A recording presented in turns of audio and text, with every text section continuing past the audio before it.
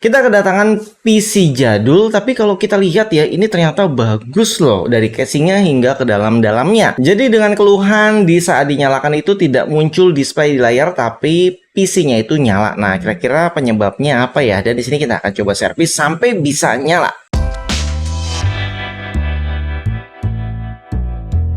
Assalamualaikum sahabat PIS TV. Oke, jadi kita mendapatkan PC dari hasil keliling konsultasi offline ya. Karena biasanya saya konsultasi mining, trading, crypto dan lain-lain gitu ya. Dan sampai di sana di saat mau mining ya, waktu itu pakai miner. Ternyata ada PC jadul juga di sini. Yang menarik adalah ya PC jadul pun bisa dibuat untuk mining. Waktu itu saya pingin setting sekalian, tapi ternyata PC-nya nggak nampil display gitu. Akhirnya ya kita bawa aja karena memang sudah lama banget katanya nggak digunakan ya.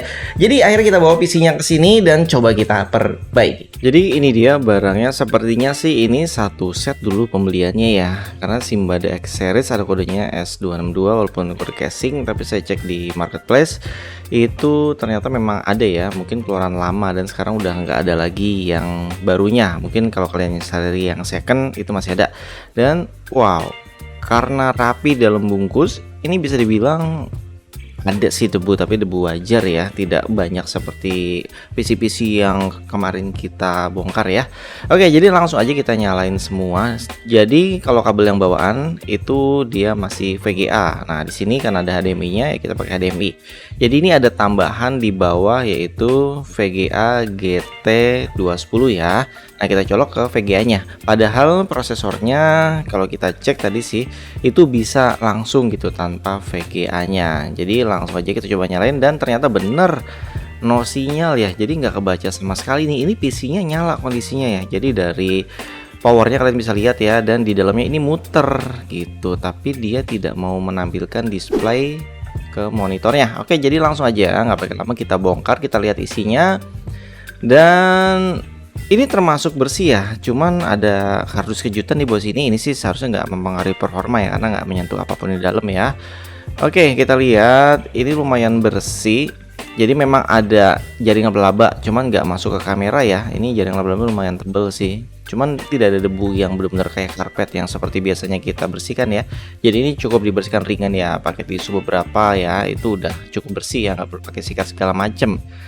Oke, jadi biasanya itu permasalahannya di kotor ya. Jadi kita bongkar semua satu persatu, terus kemudian kita coba bersihkan dari RAM-nya, slot-slot RAM-nya semua. Terus setelah kita bersihkan RAM-nya, yang biasanya saya tes ya dari RAM dulu ya sebelum kita bongkar VGA dan lain-lain. Itu saya bersihkan RAM, slotnya, terus kita coba pindah dulu ke slot yang lainnya. Nah, ini kita coba nyalakan dan berputar. Wow, langsung muncul di layar monitor. Alhamdulillah udah berhasil. Jadi ya kendalanya kemungkinan di slot RAM yang kotor ya, yang slot pertama tadi, karena ini kita pilih kedua. Dan karena tidak lama dipakai, jadi biasanya seperti ini. Dia harus setting lagi di BIOS-nya lagi, dan ini ada settingan-settingannya.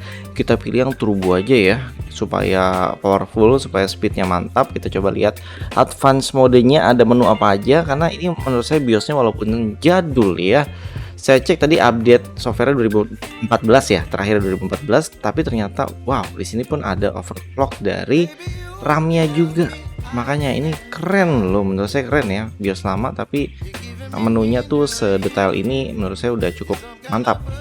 Oke, kemudian kita coba cek menu-menu lainnya. Jadi cukup banyak pilihannya. Kalau emang kita mau oprek-oprek ya masih bisa, otomatis kita naikin ya sedikit lah dari kemampuan standar motherboard dan prosesor ini gitu. Oke, langsung aja sekarang kita nyalakan setelah setting-setting BIOS. Kita coba lihat, ini masih menggunakan Windows lama pastinya, karena memang kan keluarannya lama juga ya. Jadi ini Windows 7.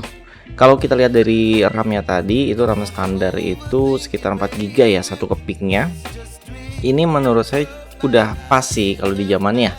Oke, saya coba bersihkan, jadi kelihatan kotor ini monitor saya, memang sudah lama tidak dipakai ya. Windows 7-nya ini keren ya tampilannya, karena udah lama banget saya nggak ngeliat Windows 7, dan benar RAM-nya 4 GB. Kemudian untuk prosesornya i3 3240. Jadi i3240 itu tulisannya 4 CPU, sebenarnya 2 core 4 thread ya sebenarnya. Jadi kebacanya 4. Kemudian untuk VGA-nya Nvidia GeForce 210. Kayaknya ini ori ya, karena kita cek mereknya tuh Asus, bukan yang OEM, bukan yang aneh-aneh gitu ya. Jadi ini ori. Dan sebenarnya cuma 1 GB, cuman kayaknya ada share dari RAM, makanya dia lebih banyak. Oke. Jadi kalau misalkan kita balikan ke posisi pertama tadi, setelah kita bersihkan tetap no sinyal. Kemungkinan ada short di jalurnya atau memang kita harus melakukan perbaikan. Biasanya sih di bagian slot RAM-nya kita congkel-congkel, kita rapihin ya. Nah, yang penting kan tujuan utamanya adalah normal ya. Terus kemudian untuk port 2 nya nggak ada kendala, daripada nanti slot RAM satunya kita bersihkan, kita bereskan terus bisa gitu ya. Jadi kita cari aman aja, kita pindahkan slot ke port 2 nya atau slot RAM 2 nya ya. Jadi yang pertama kita nggak pakai. Jadi walaupun sudah dibersihkan segala macam, daripada nanti takut kumat gitu ya, kita pindahkan aja ke slot yang lainnya. Jadi ini sebenarnya bisa dibenerin gitu ya, bisa gitu ya, sebenerin. Karena memang Intel ini nggak butuh 2 slot seperti AMD gitu. Jadi 1 slot aja dia udah maksimal. Ya paling tinggal nambahin aja kalau mau upgrade RAM ya, RAM-nya yang langsung 8 GB atau yang 16 GB gitu di satu RAM ini. Jadi nggak perlu 2 slot. Beda dengan AMD Ryzen atau AMD yang lama, itu dia butuh 2 slot RAM untuk bisa berjalan maksimal prosesor dan IGP-nya.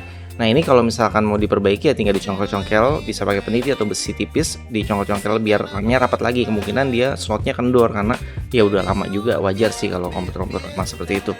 Oke, jadi ini sudah berhasil dan sudah selesai.